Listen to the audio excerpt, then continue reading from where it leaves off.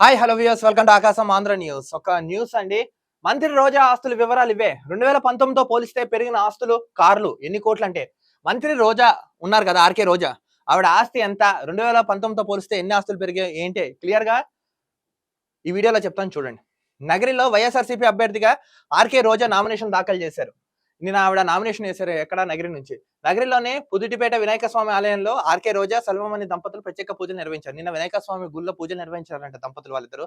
అక్కడ నామినేషన్ పత్రాలపై సంతకాలు చేశారు. అనంతరం అక్కడ నుంచి నగరి ఆర్డీఓ కార్యాలయానికి వెళ్లి నామినేషన్ దాఖలు చేశారు. అక్కడ నుంచి గుడి నుంచి ఆర్డీఓ కార్యాలయానికి వెళ్లి నామినేషన్ దాఖలు చేశారు. అంటే బైరెడ్డి సిద్ధార్థ రెడ్డి ర్యాలీలో పాల్గొన్నారు. ఈ ర్యాలీలో బైరెడ్డి సిద్ధార్థ రెడ్డి ఉన్నాడు కదా, శాప్ చైర్మన్, ఆయన పాల్గొన్నారంటే.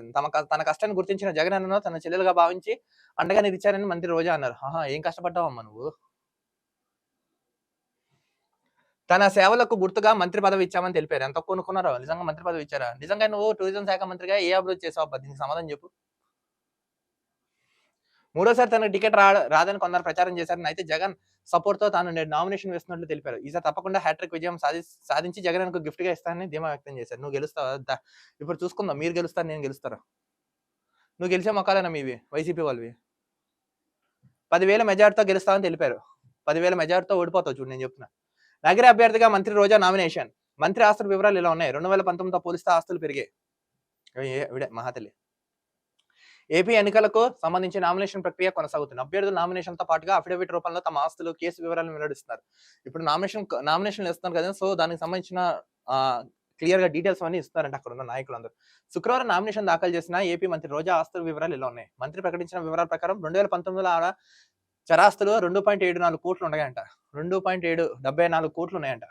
ఇప్పుడు 4.58 కోట్లకు పెరిగాయంట. అంటే డబల్ పెరిగాయి. అలాగే 2019 స్థిరాస్తులు 4.64 కోట్లు ఉంటే ప్రస్తుతం 6.5 కోట్లు పెరిగింది. 5 ఏళ్లలో 81 లక్షలు పెరిగాయంట. ఎక్కడి నుంచి పెరిగాయి? ఏం కష్టపడి సంపాదించారు? దానికి సమాధానం చెప్పాలి కదా. ఏ రూపంలో వచ్చాయని అవి కూడా మీరు ప్రూఫ్ సబ్మిట్ చేస్తుంటే బాగుండేది.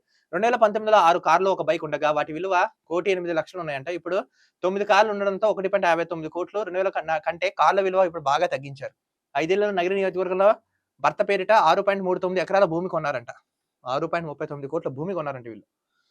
మంత్రి రోజాకు మార్గదర్శి చిట్ ఫండ్స్ ప్రైవేట్ లిమిటెడ్ లో చిట్ నంబర్ LT030AMA/48 లో 39.21 lakhs విలువైన చీటీ ఉన్నట్లు అఫిడవిట్ లో పేర్కొన్నారంట. మార్గదర్శిలో కూడా వీడికి అకౌంట్ ఉంది. సో అక్కడ ఫండ్ కూడా ఉందంట. కానీ మార్గదర్శినే తెరుస్తారు వీళ్ళు. మరో ప్రైవేట్ చిట్ లో కూడా ఆమెకు 32,90,450 విలువైన మొత్తం ఉన్నట్లు పేర్కొన్నారు. రోజాపై గత ఎన్నికలప్పుడు 4 కేసులు ఉండగా ఇప్పుడు ఒక్కటి కూడా లేదు. అలాగే రోజా ఆమె ఇంటర్ వరకు కూడా చదివారు. ఇంటర్ చదువుకున్నారంట. సో మొన్నటి వరకు కేసులు ఉన్నాయి, ఇప్పుడు కేసులు కూడా లేవంట. అతనికి ఏంటంటే ఎవరు ఆస్తులు వాళ్ళు ప్రకటించేస్తున్నారట. లోక్సభ గానీ, రాజ్యసభ గానీ, లోక్సభ గానీ, అసెంబ్లీకి గానీ ఎవరెవరు ఎక్కువ ఆస్తులు ఉంటే తక్కువ ఆస్తులు చూపించుకుంటున్నాయి. వాస్తవంగా గుండె చేసుకుని చెప్పండి, మీ దగ్గర ఇంత ఆస్తులు ఉన్నాయి, ఇంకెక్కువ లేవో చెప్పండి. ఎందుకు తప్పుదోవ పట్టిస్తున్నారు? ఎలక్షన్ కమిషన్ వరకు నేను చెప్పేది ఏంటంటే, వీళ్ళని ఆస్తులు, స్థిరాస్తులు బయోడేటా సబ్మిట్ చేస్తున్నారు కదా, వాటి మీద ఎంక్వైరీ చేయండి ఫస్ట్. ఎంక్వైరీ చేయించి మీరు కరెక్ట్ గా చేస్తే నమ్మొచ్చు. లేదా వదిలేశారంటే వీళ్ళు ఎక్కువ దోచి తక్కువ చూపిస్తారు, జనాల దగ్గర సానుభూతి కొడతారు, మళ్ళీ అధికారానికి ఎక్కుతారు, మళ్ళీ దోచుకుని తింటారు. సో ఇంకా అభివృద్ధి అనేది ఉండదు ఈ దేశంలో. ఈ ఒక రిక్వెస్ట్ గా ఎలక్షన్ కమిషన్ కూడా తీసుకుని పరిశీలిస్తున్నాను, ఆశిస్తున్నాను. ఇది మంత్రి రోజా గారి విలువ. ఇప్పుడు ఇవిడ గెలుస్తారంట. చూద్దాం ఇవిడ గెలుస్తారో ఓడిపోతారో. రానున్న రోజుల్లో ఎలక్షన్స్ ఎంత, ఇంకా 23 రోజులే. మొత్తం ఎవరు చరిత్ర ఏంటో మొత్తం క్లారిటీ అయిపోతుంది కదా.